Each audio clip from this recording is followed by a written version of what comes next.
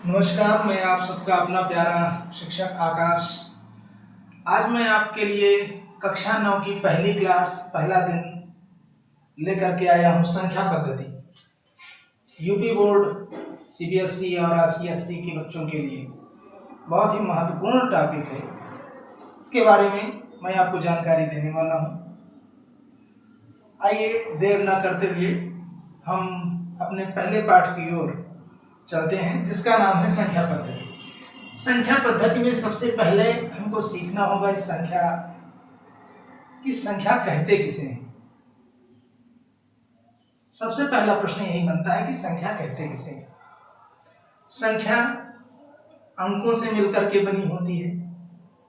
आपने पुराने जमाने में जो लोग हैं उनसे सीखा होगा, 1 इकाई, 2 इकाई, 3 इकाई, 4 इकाई, 5 इकाई, 6 इकाई, 7 इकाई, 8 इकाई, 9 इकाई और 1 दहाई 0 इकाई, 9 1 10, 1 दहाई 1 इकाई, 10 1 11, 1 दहाई 2 इकाई, 10 2 12।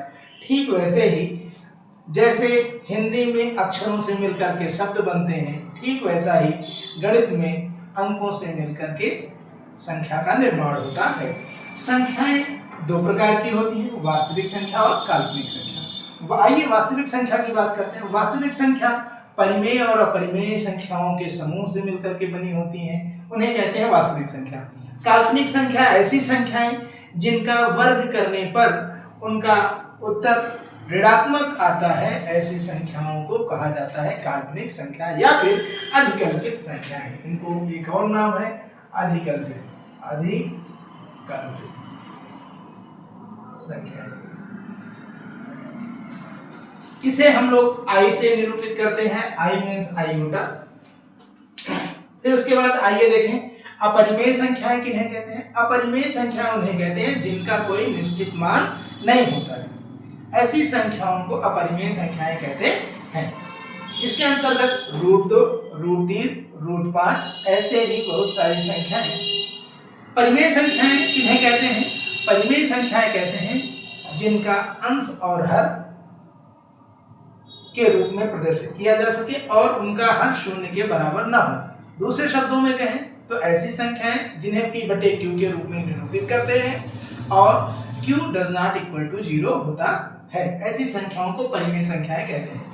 परिमेय संख्याएं भी दो प्रकार की होती हैं, एक भिन्न होता है और दूसरा होता है पूर्णांक। आइए बात करते हैं भिन्न की। तो भिन्न किसे कहते हैं। भिन्न उसे कहते हैं किसी वस्तु के भाग को प्रदर्शित करने के लिए भिन्न का प्रयोग किया जाता है जो कि सदैव धनात्मक होती है, जो कि सदैव धनात्मक होती है। तो भिन्न और परिमेय संख्याओं में क्या अंतर है।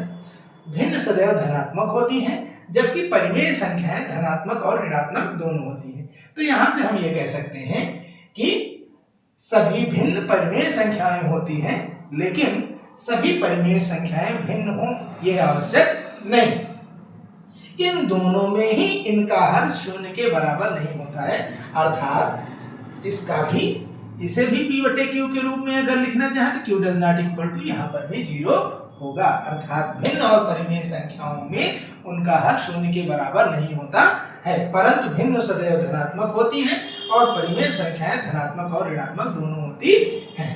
फिर बात करते हैं पूर्णांक की। पूर्णांक संख्याएं, पूर्णांक इनको तोड़ करके देखें।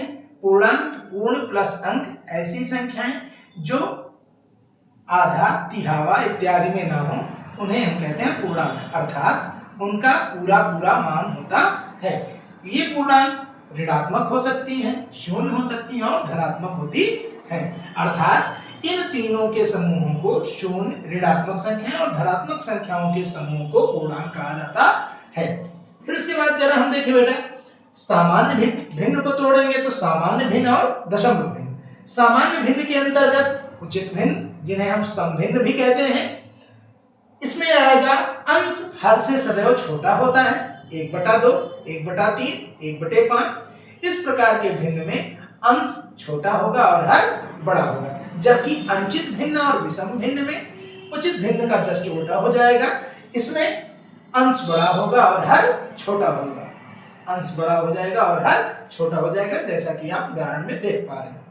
तीसरा है मिश्रित भिन्न। इसमें एक पूर्णांक संख्या होगी और उचित भिन्न का संयोग होगा। अर्थात 1 सही 1/2। इसे हम दूसरे रूप में भी लिख सकते हैं, इसे ऐसे हम लिख सकते हैं 1 + 1/2। इस प्रकार की संख्याओं को मिश्रित भिन्न भी कहा जाता है। तुल्य भिन्न ऐसी भिन्न के सदिश और ऐसी भिन्नें तैयार की जा सकती हैं जिनको हम सरल करें तो मूल भिन्न हमें प्राप्त हो जाए। जैसे 1/2 है, 1/2 के तुल्य भिन्न हमने क्या किया है, 2 से ऊपर गुणा किया है और 2 से नीचे गुणा किया है, तो ये बन गया है 2/4। फिर इसी मूल भिन्न में 3 से ऊपर गुणा किया है और 3 से नीचे गुणा किया है, तो बन गया 3/6। अब इन दोनों को सरल करेंगे तो ये 1/2 के ही बराबर आएगा। इस प्रकार के भिन्नों को कहा जाता है तुल्य भिन्न। फिर बात आती है समान भिन्न। समान भिन्न किसे कहते हैं, ऐसे भिन्न जिनके हर बराबर हों, एक जैसे हों, ऐसे भिन्नों को समान भिन्न कहते हैं। बात आती है असमान भिन्न। असमान भिन्न ऐसे भिन्न जिनके हर समान ना हो, उन्हें कहा जाता है असमान भिन्न। जैसा कि आप उदाहरण में देख पा रहे हैं 2/7 और 5/8। यहाँ पर 7 और 8 हर दोनों अलग अलग हैं, इसलिए इस प्रकार के भिन्नों को कहा जाता है असमान भिन्न। आइए देखते हैं दशमलव भिन्न क्या है। दशमलव भिन्न 2 प्रकार का होता है, एक शांत दशमलव और एक अशांत दशमलव। शांत दशमलव किसे कहते हैं, आपने भाग की क्रिया की होगी, भाग की प्रक्रिया में देखा होगा कि दशमलव के कुछ निश्चित समय बाद यदि भाग जाना पूर्णतः समाप्त हो जाता है, अर्थात शेष फल शून्य आ जाता है, तो उसे हम बोलते हैं शांत भिन्न। और अशांत भिन्न ऐसे भिन्न जिसमें दशमलव के बाद भी भाग जाता रहता है, अर्थात शेष फल शून्य नहीं होता है, उस प्रकार के भिन्नों को कहा जाता है अशांत भिन्न। तो शांत भिन्न में 1/2, इनको हल करेंगे तो ये आएगा 0.5। इस प्रकार के भिन्न को कहा जाता है शांत दशमलव। अशांत दशमलव 2 प्रकार के, आवर्ती और अनावर्ती। आवर्ती दशमलव उसे कहते हैं जिसमें दशमलव के बाद किसी एक अंक या फिर अंक युग्म की पुनरावृत्ति होती है, उसे हम बोलते हैं आवर्ती अशांत दशमलव। देख पा रहे हैं 1/3 को हमने भाग दिया 0.333, इसे हम लोग 0.3 के ऊपर बिंदी रखेंगे या फिर 0.3 बार के रूप में इसे पढ़ा जा सकता है। 0.12 बार, 0.123 बार आप यहाँ पर देख पा रहे हैं, 1 2 दोनों के ऊपर बार है और नीचे 1 2 3 तीनों के ऊपर बार है, अर्थात यहाँ पर 3 अंकों की पुनरावृत्ति हो रही है और जबकि यहाँ पर 2 अंकों की पुनरावृत्ति हो रही है। अशांत दशमलव में देखेंगे, अशांत दशमलव में दूसरा आता है अनावर्ती। ऐसे दशमलव जिनमें दशमलव के बाद संख्याओं की पुनरावृत्ति नहीं होती है या अंकों की पुनरावृत्ति नहीं होती है, इस प्रकार के भिन्नों को कहा जाता है अनावर्ती अशांत दशमलव। पूर्णांक में हमने आपको ये बता दिया है, शून्य और धनात्मक संख्याओं के समूह को पूर्ण संख्या बोलते हैं और सबसे छोटी पूर्ण संख्या शून्य होती है। धनात्मक संख्याओं के अंतर्गत प्राकृत संख्या या फिर उसे ही हम दूसरे नाम से प्राकृतिक संख्या के नाम से जानते हैं। इसमें संख्याएं 1 2 3 4 से लेकर के जहां तक हम गिन सके अनंत तक की संख्याओं को प्राकृतिक संख्या कहा जाता है। सम संख्या 2 से शुरू होती हैं, 2 4 6 8, अर्थात ऐसी संख्या जो 2 से विभाजित होने वाली हो, उन सभी संख्याओं को सम संख्याएं कहा जाता है। फिर बात आती है विषम संख्या। ऐसी संख्याएं जो 2 से पूर्णतः विभाजित नहीं होती हैं, उन्हें विषम संख्या कहा जाता है। इनके अंतर्गत 1 3 5 7 9 11 13 ऐसे ही अनंत तक की संख्याएं। फिर उसके बाद भाज्य संख्या आती है। भाज्य संख्या उसे कहते हैं ऐसी संख्याएं जो कटती हैं, खुद से भी कट सकती हैं, एक से भी कट सकती हैं और किसी अन्य संख्याओं से भी कट सकती हैं। या दूसरे शब्दों में ये कहें कि ऐसी संख्याएं जिनके 2 से अधिक फैक्टर, 2 से अधिक गुणक मौजूद हों, ऐसी संख्याओं को भाज्य संख्याएं कहा जाता है। अभाज्य संख्याएं ऐसी संख्याएं जिनके सिर्फ और सिर्फ 2 गुणज ही मौजूद हों, अर्थात वह खुद से विभाजित हों और एक से विभाजित हों, ऐसी संख्याओं को अभाज्य संख्या कहा जाता है। फिर बात आती है सहभाज्य संख्या। ऐसी 2 संख्याएं जिनकी मासा 1 हो, इस प्रकार की संख्याओं को सहभाज्य संख्या कहा जाता है।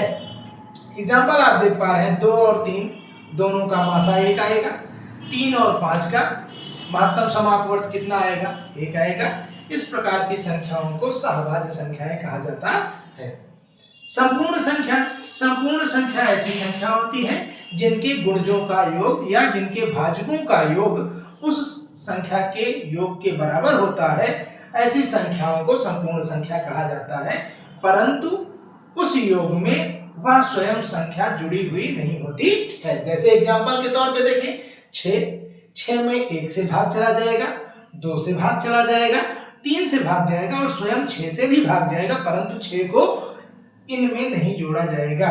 जोड़कर देखें, 3 2 5 1 6 इस मूल संख्या के बराबर है, इसलिए 6 सबसे छोटी संपूर्ण संख्या है। आइए जानते हैं थोड़ा कुछ रोचक चीजें। 1 से लेकर के 100 तक भर में कुल 2 संपूर्ण संख्याएं होती हैं, एक है 6 और दूसरा है 28। उम्मीद है जानकारी आपको पसंद आई होगी। एक बार आप इसे देख लें। आपको जो समस्याएं हो हमें कमेंट बॉक्स में लिख भेजें, हम आपकी समस्याओं को समाधान करने के लिए तत्पर हैं। और आज से क्लासें आपकी कंटिन्यू चलेंगी। आप अपना फीडबैक हमें दें, अपने इष्ट मित्रों को, अपने चाहने वालों को लाभान्वित कराएं और स्वयं भी लाभान्वित हों। धन्यवाद।